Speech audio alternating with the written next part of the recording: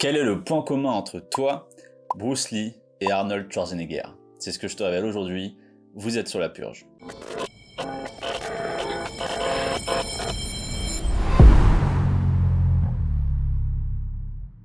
Bruce Lee, superstar de cinéma, connu dans le monde entier pour ses films, mais surtout comme étant l'un des plus grands experts des arts martiaux que le monde ait porté.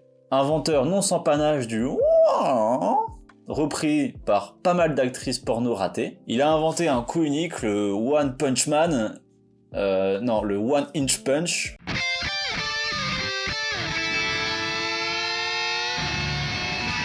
Et il a créé son propre art martial, le Jeet Kune Do. Ce qu'on sait un peu moins, c'est qu'il est aussi diplômé de philosophie et de psychologie. Et ce qu'on sait encore moins, c'est qu'il est champion de cha-cha-cha à Hong Kong en 58.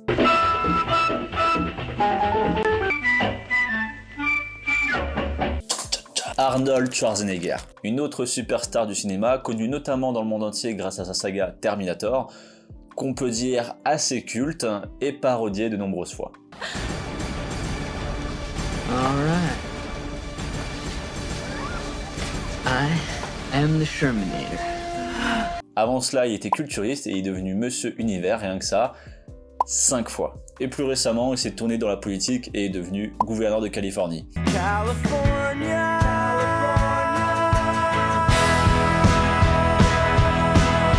Toi, ouais, le contraste est assez violent, je te l'accorde, mais je te rassure, je suis exactement comme toi, je ne suis pas gouverneur de Californie, je ne suis pas expert en arts martiaux ni inventé d'arts martiaux, je ne suis pas encore une star mondiale du cinéma, et ce n'est sûrement pas le but. Si j'ai pris le temps de te parler d'eux, c'est parce que d'une part, ça parlera à tout le monde, et de l'autre, c'est pour t'exposer une idée simple, que ce soit toi, Bruce Lee ou Arnold Schwarzenegger, on a tous le même temps. La seule différence, c'est de savoir ce qu'on en fait. C'est un peu une épée de Damoclès où tu as l'avantage et le piège en même temps. Tu as le choix, tout simplement. Tu peux passer ton temps libre à apprendre quelque chose, ou tu peux gaspiller ton temps devant du porno. L'idée, c'est pas de culpabiliser, on perd tous du temps bêtement, que ça soit sur les réseaux sociaux, que ça soit avec des relations toxiques, que ça soit avec du porno, ou des jeux vidéo, ou n'importe quelle autre merde. L'idée, c'est juste d'en prendre conscience. Ok, je suis conscient, on peut aller se branler. Selon les insights de Pornhub, le temps moyen d'un utilisateur est environ 10 minutes. Mais c'est faussé parce que tout le monde y va. Alors que d'expérience, et en parlant à mes gars sur Telegram, on sait tous que quand tu es un peu addict ou très fortement addict, le temps est entre 1 heure et 3 heures. Tu passes à peu près ce temps-là entre la recherche et la masturbation en elle-même. Donc c'est complètement faussé. Il m'est même arrivé plusieurs fois de passer genre 8 heures devant un porno. 8 heures. Une journée de gâchée, allez. Et dis-toi que 1 à 3 heures par jour, ça fait 365 à 1095 heures par an. Imagine ce que tu pourrais faire avec tout ce temps. Et en plus, il y a de fortes chances que tu passes plus de temps à rechercher la vidéo avec le moment parfait pour décharger, Le Graal. que la vraie masturbation avec éjaculation. Donc plus de temps dans la recherche du plaisir que dans le plaisir. Plaisir.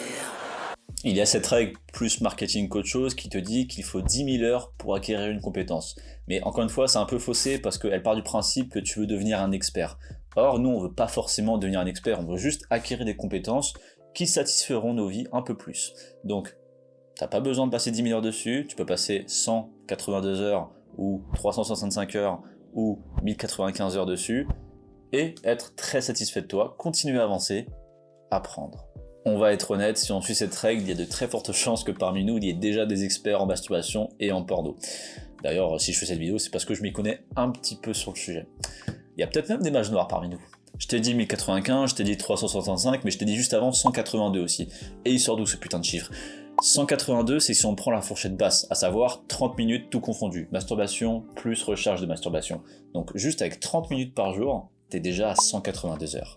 Et 182 heures, c'est largement suffisant pour apprendre à cuisiner, apprendre une nouvelle langue, apprendre un instrument, trouver une meuf, faire du sport, monter un business, que sais-je. On a tous une envie au fond de nous. Exploite ces 182 heures sur cette envie. Imagine que tu avais déjà exploité ces 182 heures l'an dernier.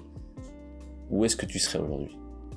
Prends le temps d'y répondre. Et là, je ne parle que du temps concret, mais si tu es comme Paul, il y a de fortes chances que tu passes aussi beaucoup de temps à te chauffer avant d'aller sur ton porno. Peut-être que tu vas lire un manga et que tu vas tomber sur une courbe particulièrement bien dessinée, ce qui va t'émoustiller et te plonger dans quelques fantasy hentai, qui est d'ailleurs en très grande hausse selon les stats de Pornhub. Peut-être que tu vas jouer aux jeux vidéo et fantasmer sur un personnage iconique. Peut-être que tu vas voir un film de super-héros et vouloir imaginer Catwoman sous divers aspects. Ou simplement aller sur Instagram comme Paul et zoner sur des culs serbes. Franco-serbes les culs s'il vous plaît monsieur.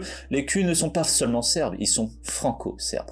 Parce que les culs français mon gars, les culs français sont beaux.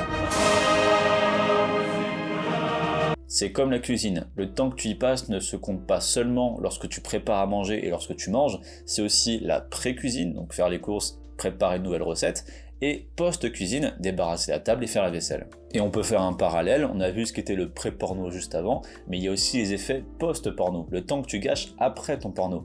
On a tous eu cette sensation un peu naze, où on se sentait léthargique, complètement passif, où on ne pouvait plus rien faire. Rien faire de constructif en tout cas. Et c'est totalement normal parce que le porno atrophie littéralement ton cerveau. Que tu comprennes bien. Plus tu regardes de porno, et plus tu perds un petit bout de cerveau. Un peu de discipline, un peu de motivation, quelques troubles psychologiques parce que ça, c'est la maison qui offre. Bref, tu tombes dans une passivité morbide.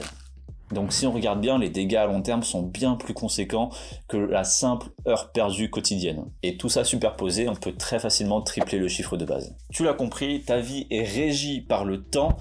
Le porno te fait perdre du temps, donc par effet de causalité, le porno te fait perdre à chaque instant un petit peu plus de bout de vie. Maintenant, pas d'alarmement, comme je l'ai expliqué, le porno affecte physiquement ton cerveau, donc c'est totalement normal de se sentir dépassé, de se sentir complètement sous l'eau. Prenez juste conscience de tout le temps que vous y mettiez, et demandez-vous, si dans un an vous arrêtiez, où est-ce que vous serez? Et où est-ce que vous serez si vous n'arrêtez pas? Je t'invite à écrire ça dans les commentaires pour se tirer tous ensemble vers le haut. Dans la prochaine vidéo, je te parlerai d'un truc, mais d'une primordialité sans nom pour arrêter le porno. Et ce sera dimanche oui. Donc à la prochaine, à dimanche, ciao.